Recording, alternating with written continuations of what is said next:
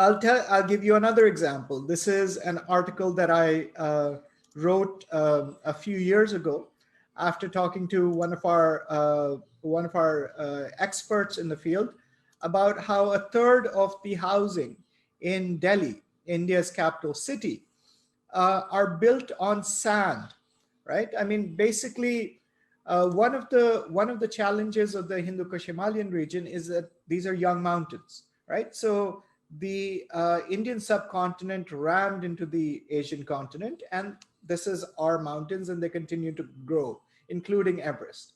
But what that means is that you had a flat area, which has now become steep. So the rivers come down very fast, and then they come down onto plains. Now, an old river gouges its way into it, so it has a deep riverbed.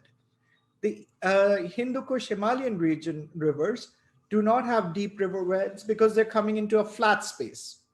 And so they wander all over the place. Part of that is the floods that we see every year in Bihar, in Assam, because the rivers are wandering across that area, and you can't keep them within their borders very easily. Part of it is a historical site like Delhi, that because it was built next to the Yamuna and the Yamuna has wandered all over, is that there are massive sand deposits across various parts of the city. And I mean, if you look at early medieval history, you look at the buildings that are built, let's say the Red Fort or any of the old buildings of that era of the 13th, 14th century. These are built on rocky outcroppings, so they're stable. They're built around a sandy river area. Now we built houses on these.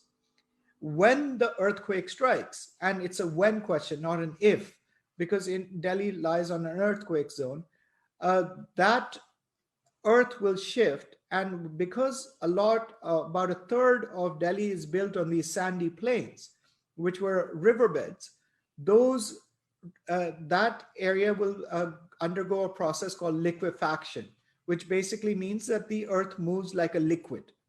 And that will, no housing structure, no matter how earthquake safe it is, will survive that.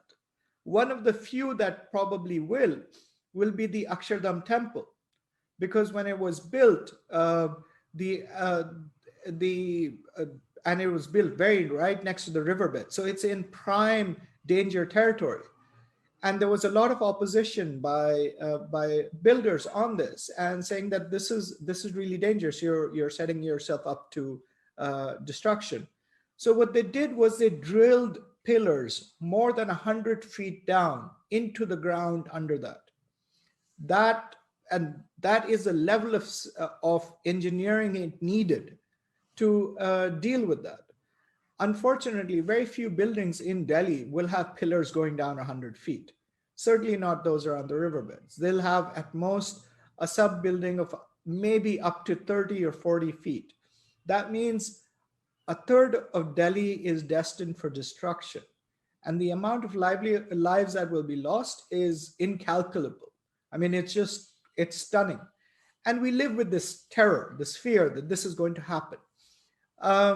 And again, this is not a problem just of India or of Delhi or of Nepal.